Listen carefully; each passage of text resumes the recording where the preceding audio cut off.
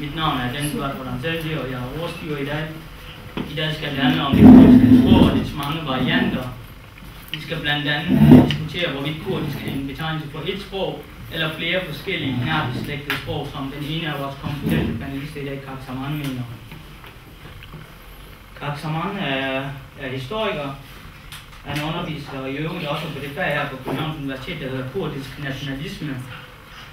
Han behersker dialekterne, eller sprogene, som han jo selv kalder dem, Kurmanji, Sorani, Fali, som er hans eget mors dialekt eller mors mål.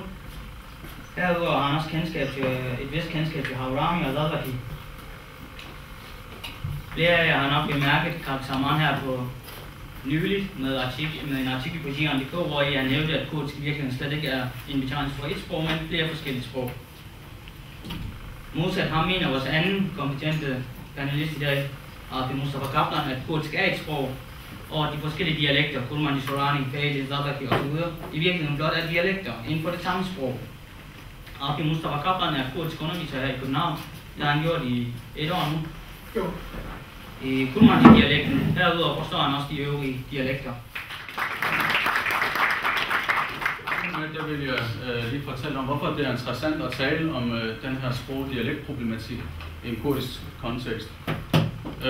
Grunden til, at jeg vil snakke om det, det er fordi, jeg gerne vil gøre op med nogle politisk lavede definitioner af kurdisk sprog og dialekt.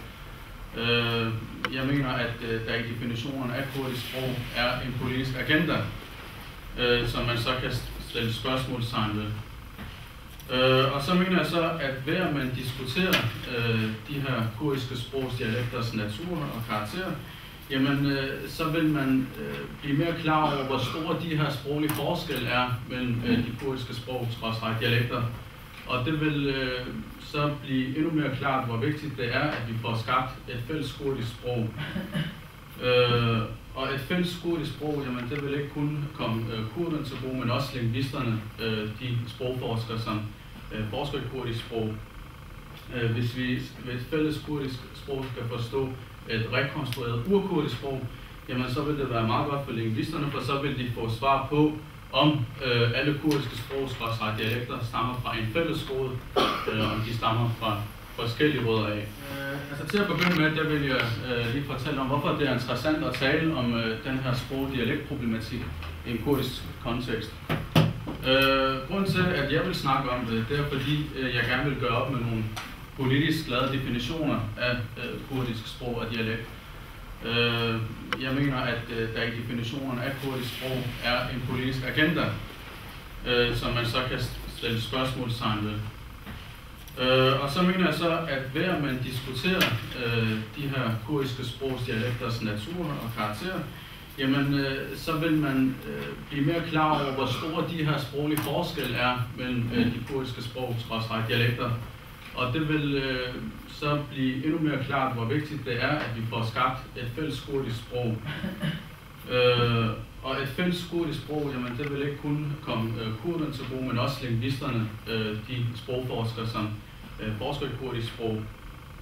Hvis vi ved et fælles kurdisk sprog skal forstå et rekonstrueret urkurdisk sprog, jamen så vil det være meget godt for lingvisterne, for så vil de få svar på, om alle kurdiske sprog-dialekter stammer fra en fælles rod, eller om de stammer fra forskellige rødder af.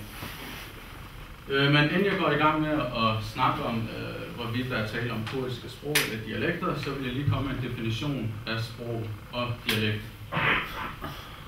Egentlig havde jeg overvejet at definere, eller komme med den oldgræske definition af sprog og dialekt med den franske, amerikanske og engelske, men det vil tage for lang tid at sætte sig ind i det. Min taletid er ikke så lang, så jeg vil gå i gang med min mere eller mindre egen definition af de her begreber. Altså jeg vil sige, at sprog det er en overordnet betegnelse for et standardsprog, og det her sprog det er blevet standard af politiske, økonomiske, sociale og kulturelle årsager. Vi skal bare tænke på det danske eksempel, hvor københavner-dialekten er gået hen og blevet nærmest rigsdansk. Hvad kan man sige, det danske standardsprog. Og det her standardsprog, det er en repræsentant for, hvad nu hedder, nært beslægtede dialekter, og er i familie med de her nært beslægtede dialekter selvfølgelig. Og standardsproget, det er så et skriftsprog og dominerer flere områder, og det kan fx være inden for undervisning, kultur, det kan være religion og politik. Altså sådan, det dominerer det offentlige liv. Og de resterende dialekter, de bliver så brugt i uformelle situationer, bliver ikke brugt i en offentlig sammenhæng, og de er mere eller mindre fortrængt af det her dominerende standardsprog. Et sprog har sin egen selvstændige grammatik, og de morfologiske og syntaktiske forskelle, det vil lige komme ind på, hvad er for noget. Jamen, de er minimale mellem dialekterne, og der er en næsten fuld gensidig forståelse mellem brugerne af de her forskellige dialekter. Dialekter derimod, det er en underordnet størrelse, vil jeg sige, og bliver ikke brugt i det offentlige liv, sagt meget godt. Og i forhold til geografisk udbredelse og antallet af brugere, så er dialekterne sådan mindre udbredte end standardsprog.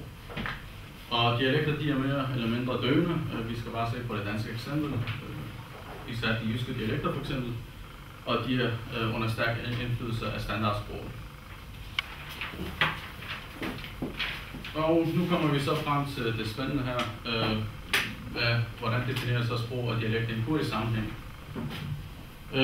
Hvis vi tager udgangspunkt i kurdisk, som er det største kurdiske sprog, eller den største kurdiske dialekt, som nogen vil sige, jamen, så kan man så sige, at kurdisk det er en overordnet størrelse og betegner en repræsentant for nogle nærbeslægtede dialekter, der næsten deler samme morfologi og syntaks. Altså morfologi, det er læren om ords opbygning, og syntaks, det er læren om sætningers opbygning, sagt meget simpelt. Og repræsentanterne for de her nærbeslægtede dialekter, jamen, det er Botani-dialekten, eller den er efterhånden blevet repræsentanten, og Badinani-dialekterne. Og de har så, nogle, skriftlige traditioner, og bliver brugt i det offentlige rum, og det offentlige rum i kurdisk sammenhæng, det er medierne. Og som sagt, en Botani, der er efterhånden næsten, blevet noget, der svarer til rigskurdisk, og er dominerende i de kurdiske tv-kanaler. Men så samtidig så har vi så en anden dialekt, der også har, en offentlig status nærmest, og det er Badinani, og den er fremherskende i Sydkurdistan eller irakisk Kurdistan. Og Botani, man har ligesom Københavner-dialekten fortrængt de andre kurdiske dialekter fra medierne, de kurdiske medier. Og de kurdiske, de kurdiske dialekter, de bliver brugt i uformelle situationer. Altså jeg kan huske, at jeg så et program med en kurdisk-vært, der var fra Konya. Hun talte kurdisk, og når hun så skulle interviewe nogen fra Konya, så blev det så på Konya-kurdisk. Men problemet her er så, at der er mange kurdiske lingvister og intellektuelle, der mener, at også Sorani og Feli og Zazaki og Haurami, det også er dialekter. Og de bliver, jeg betragter som dialekter, men jeg vil så sige, at forskellen mellem dem og kurdisk, det er lige så stor som forskellen mellem tysk og hollandsk, eller mellem fransk og italiensk. Så her kommer vi så til det med sproget.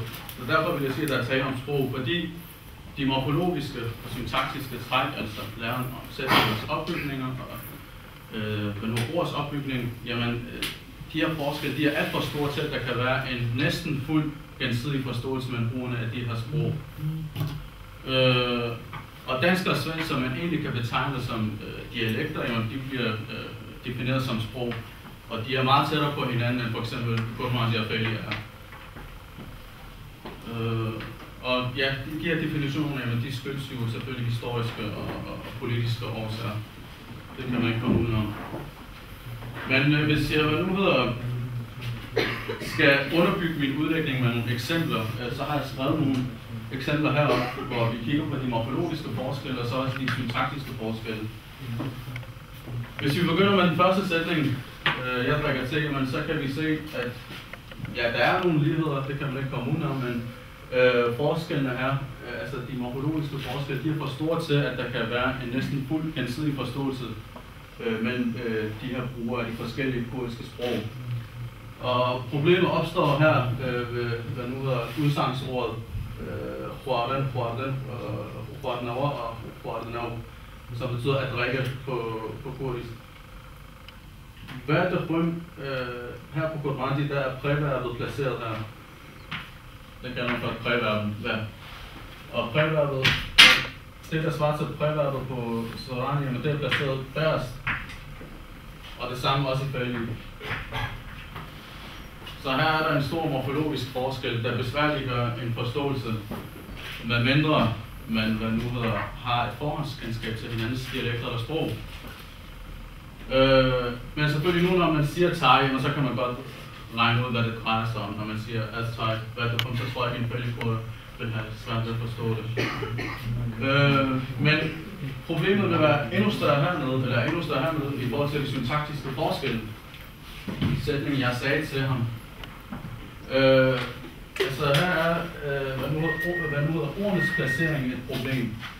For eksempel pen, som betyder, implicit ligger der i det til ham.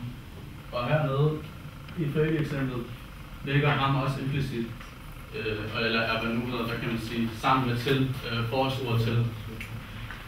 Så det besværliggør også en forståelse, en gensidig forståelse. Og på Kurmanji, der er det lidt anderledes, så siger man Jera, og Jera, det er en sammentrækning af Je og så Vi. Altså her er forskellen egentlig ikke så store. Der kan man ikke tale om sproglige forskelle, der er der tale om dialektale forskelle. Og ja, altså den her form by, dem har man også i nogle Kurmanji-dialekter. For eksempel i Afrin, der er der nogen, der siger by. Og de her ligheder, de tyder på, at de kurdiske sprog, jamen et eller andet sted, man stammer fra en fælles sprog. Dialektområdet i Danmark. Når jeg kigger på det der, så jeg bliver meget bange. Kurderne påstår, at de har 4 dialekter. Men hvis du kigger på dialektområdet i Danmark, der er måske, jeg har ikke talt, men i hvert fald der er mere end 20 eller 25 dialekter i hele området. Så man går ud fra og siger, hvad er det? Så mange sprogforskelligheder, der tales i Danmark, men nu der er et sprog, som der siger dansk, og det er rigsdansk, ligesom du siger, eller i en anden måde, man kan godt sige det, københavnsk dansk, som er dominerende i Danmark, som der den dialekt, der bliver talt ud af de andre dialekter, de foretrækker, og så de går i gang med det. Så jeg har også talt fra nettet, der siger, at hvis man definerer en dialekt i de mellemøstlige, hvad man siger, øjne, og dialekt er gammelt og har været brugt på mange forskellige måder. Det dækker over forskellige forhold, at afhængig af, hvad man spørger.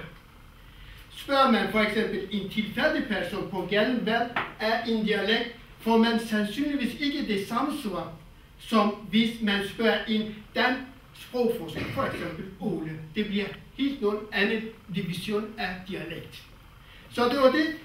Så der er også, at jeg vil ikke læse det hele, men i hvert fald folkelig definition af dialekt, traditionel germansk definition og moderne anglosaksisk definition.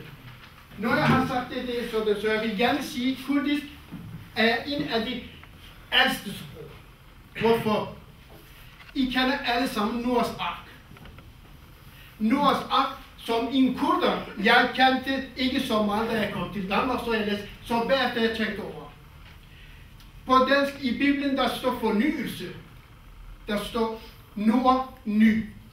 Ordet ny på kurdisk er ny. Så det vil sige, at fornyelse, der kommer, hvis vi går historisk, kulturelt-historisk, jeg tror ikke på religion, det er helt noget andet snak, men jeg er meget glad for historien. Så Noah, Shadenu, vi har en by, der hedder Shadenu, nuværende Shirnak. Det stammer fra Noahs by. Det vil sige Shirnak. Judi, hvis vi analyserer Judi, så Ju, det er Jir, stald, de, at se, staldfognet. Og så kort, vi skal ikke gøre det så langt historien. Neden under Shirnak, der er en landsby, der hedder Hashtian. Hashtian. På kurdisk, når man taler, jeg du ser Chorbenchas haft hasht. Så det vil sige, at Noahs slægtninge, det var 8 personer. Om det er rigtigt, ikke rigtigt, det er lige meget. Men der er Hashtian, der er en landsby ned under Judibjerget. Den anden siger jeg, ritualerne hos kurderne. En, der er Jizra-området, som der findes Noahs begravelse. Noahs begravelse, der findes i Jizra-området, der er en by, der hedder Jizra. Og så der er den befolkning, Gui, Shirnari, Jaziri, Slopi. Det her område, alle som ritual, hvad begyndelsen af sommer. Det går på Judibjerg, det bliver der 7 dage eller mere. Den der 7 gange går der, de tilføjer ligesom, at man går til Hajj eller Mekka. Så det er derfor, jeg siger, en af de ældste. Hvis I læser Gilgamesh, Sumererne, det var før Kristus 3000 år tilbage, hvis jeg vi går tilbage af dem, så der er Gilgamesh, og Gilgamesh vil gerne være udødelige. De kunne ikke finde en anden sted. Der er nogen, der har mistet det. Hvis der er et eller andet sted, det er noget, som er udødeligt i forhold til historien. Men Gilgamesh har mange forhindringer. Når alt det er overstået, alt det forhindrende kommer til nord, siger det til nord, jeg vil søge en sted, som der er udødelig. Nord siger til ham, jo, det her sted det er udødeligt, men jeg er alene i hele verden. Jeg har ikke nogen venner. Så han kom tilbage, og så han angreb til de guder, som han synes. Så det er historien, når der bliver sagt, så det er derfor, jeg siger, jeg påstår, jeg har argumenter for det. Det er ikke rigtigt, det er ikke Noahs bedre, men det er i Shirnak Judi argumentmæssigt. Der er olivenolie, og der er helt skov i art, der er ikke en eneste træ, der er ikke en eneste oliventræ, og det er meget svært at gå derover. Så når vi har fortalt det her, og så når vi kommer, nu er det på Soras, det er det samme, det er på Gurmanji, det er det samme, det er ikke Gurmanji, det er Gurmanji. Det er det samme, det er på persisk det samme, det er på afghansk det samme, på alt andet, og på dansk også. Der er en dansker, der forstår sig, det kan godt være, nu er jeg dansker, siger jo, du kan det godt forstå. Men hvis du siger, du er barnebarn af en af de Mellemøstens slægtninge. Kurder, perser, afghaner, det er lige meget. Ja. Så når vi kommer til sammens,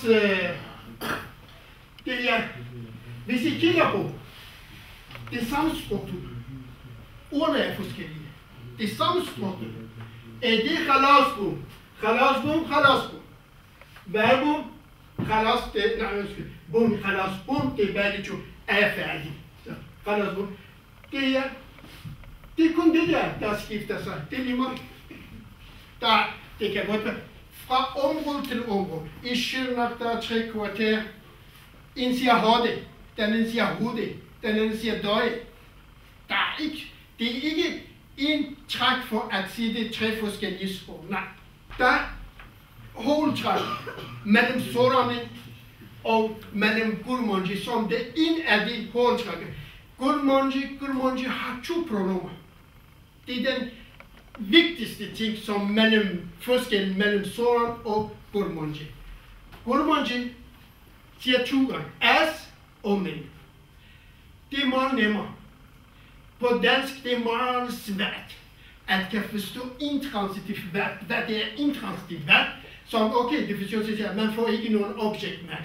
Der er uden objekt, ja. Men transitivt verb, man får objekt med. Men hvis du kigger på Gurmanji er meget, meget nemmere. Alle de intransitive verber, skifter ikke pronomen.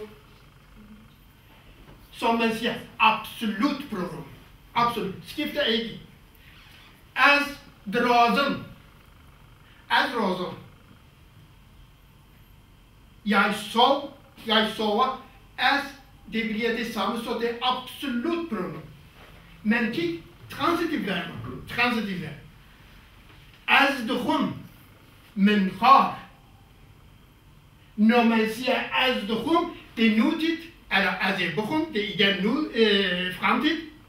Men på kurdisk så det er så nemt, så jeg vil ikke, hvordan de har tænkt det, hvordan de har skabt det der forskelligheden mellem det. Så, men har. Ja, der er 2 pronomer i Gurmanji. Og vil simpelthen sige, i Zazaki også der findes 2 pronomer, men det udtales forskelligt. Men til gengæld i sorerne, der er kun 1 pronomen. Men også der er en anden, så siger do, for eksempel. Do, nachar, for eksempel. Do, og så vi siger du. Så det er derfor, at det er forskellige ting i sorerne og i Kurmanji er 2 pronomer. Det er alt og min, det er det. Men så den anden, destemstest, det er på sorerne for eksempel. På kurdisk man siger destemstest.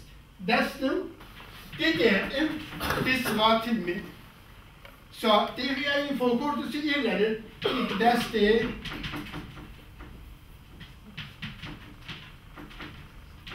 Men kast. Så hvis du kigger sætningsdannelse, det der bliver limet. Ja, så jeg skal sige det. Der bliver limet med selve. Men det er, men destem på kurdisk, eller ikke på kurdisk, på kurmanji, man siger destemen. Mamustayemen, mamustam. Çabemin, çabım. Beyemin, eller bacım. Det er forskel. Som der er limet på selve ordet, og vi skriver det som pronom forskelligt.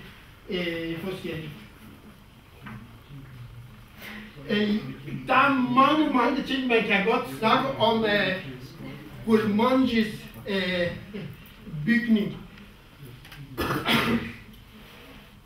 Det er min, jeg må sige det også, kurdisk er lige begyndt på den måde, at vi tænker over, indtil da kurderne har bestået eller opsat, siger, vi er kurder. Det var det nok. Vi har ikke beskæftiget os med selve sproget. Det er fordi identitetmæssigt, vi skal vise vores modstandere. Så siger vi er kurder. Men modstanderne hele tiden har ødelagt eller har ikke accepteret. Så siger nej, der findes ikke kurder, der findes ikke kurder, der findes ikke kurder. Så nu tiden er begyndt. Så siger nå, okay, vi er kurder, der bliver accepteret. Men nu vi går i gang med, hvad er det kurdisk? Så en anden eksempel, osmanisk, det er ikke et sprog. Det er en kunstig sprog. Osmanisk i Tyrkiet, de har domineret hele verden. Ja, jeg må sige på den måske overdrevet. Men osmanisk, jeg læser, der er mange af jer, der kan tyrkisk. Men jeg har taget en citat fra osmanisk. Der er ikke nogen 100% tyrker herinde. Jeg skal spørge, hvordan han kan forstå det. Ahmedi medide adadi bibadir. Danışgah istifade nihad zanı tatar. Etmekte arzu kesbi edep grip gerçi ahad har ki osmanisk. Er der nogen, der kan forstå det? Jeg kan tyrkisk mere end kurdisk, jeg må sige det også. Tyrkisk er også mit sprog, det er fordi det selvom det er med tvang, selvom det er assimileret, men jeg har lært tyrkisk. Jeg kan godt græde på tyrkisk. Ja, når jeg ser en sørgelig film, så jeg kan godt græde. Når jeg ser en sjov ting på fjernsyn på tyrkisk, jeg kan godt grine. Det er mit sprog. Det er helt noget andet. Jeg er glad for også, at jeg kan et sprog. Men osmanisk i måske 1000 år, mere end 1000 år, har domineret det halvdelen af verden, eller Mellemøsten til Europa. De har ikke nogen sprog. Der er 3 sprog. Tyrkisk, arabisk og persisk, ligesom Esperanto. Det er et sprog, kunstigt sprog. Men, så det er derfor. Men hvis man siger, osmanisk er mit arabisk. Sadat siger til en indølig, siger, ved du hvad, Billy sur på ham, det var Sadat nuværende Egyptens præsident, siger til tyrkerne, vil I hvad, hvis jeg tager mit ord fra dit sprog, du har ikke noget sprog. Det er helt rigtigt faktisk. Det er ikke nogen sjov idé. Og hvis jeg læser, der er nogen, måske er nogen af jer, der kan tyrkisk klasik devirde Osmanlıca ayrı bir dil olarak algılanmamış. 3 dilden elsine selase, selase bu Arabis'te çıkan selase, oluşan bir karışım olarak görülmüştür. Türkçe ise evde, sokakta, köyde konuşulan basit dil adı verilen bir dildir. Dikkat edin. Türkçe, det tyrkisk i Osmaniens periode, der var ikke ligesom at vi kurder nuværende så at undgår fra sit eget sprog. Tyrkerne var også på den måde. Men 1923-1920, Atatürk selv kunne ikke skrive på latinsk. Der er mange diskussioner. Atatürk selv skriver på osmanisk.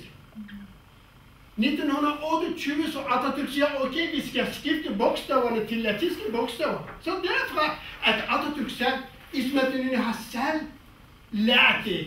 De indbyrdes, når de skriver til hinanden. Der er ikke nogen, der skriver på nuværende tyrkisk. Så efterhånden, i 80 år, nu der er en uldfuld, tyrkisk sprog. Men de har taget mange ord fra de andre sprog. Så det er derfor, når det sammen siger, at urkurdisk, hvis vi kigger på osmanisk, hvis vi kigger på dialekterne, som der tales inde i Danmark, faktisk, kurdisk er meget tæt på hinanden. Ja, kurdisk dialekter er meget tæt på hinanden.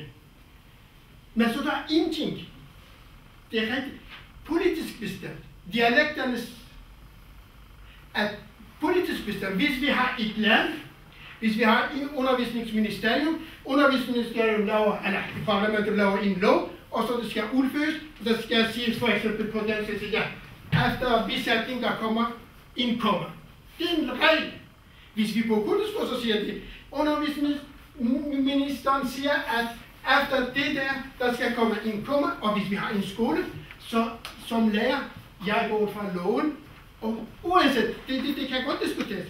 Men hvis du laver ikke en komma derovre, så du får en, dårlig point eller en eller anden karakter, som det tiltrækker karakter. Så det er derfor, at hvis vi er ikke en central land på den måde, det bliver meget svært at kan, jeg vil ikke om jeg vil chatte for mig. Okay. Så det er politisk bestemt, men hvilken dialekter vi skal foretrække som sprog? Skal det være Bahdi? Skal det være Botani? Skal det være Sarhadi? Nej.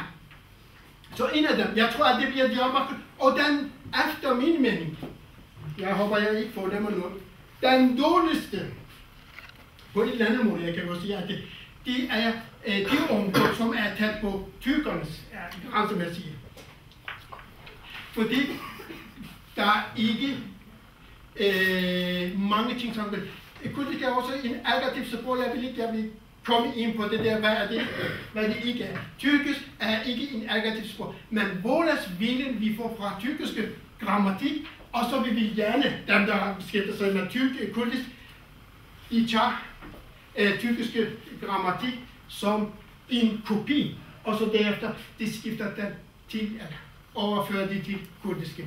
Arabiske, eller dem der taler arabisk, de får også arabiske grammatikken overført til det kurdiske. For eksempel, y-bogstav. Der findes i vores udtale, det er vokal. Det gør ikke noget, hvis vi har en mere vokal i kurdisk. Det er en rigdom på den måde. Men det er fordi, den der bogstav findes ikke i arabisk, så vi har ikke nogen i kurdisk. Så kurderne påstår så siger, nej, vi har ikke en y-bogstav. Jo, for eksempel sylav, gyni, dy, dyrek,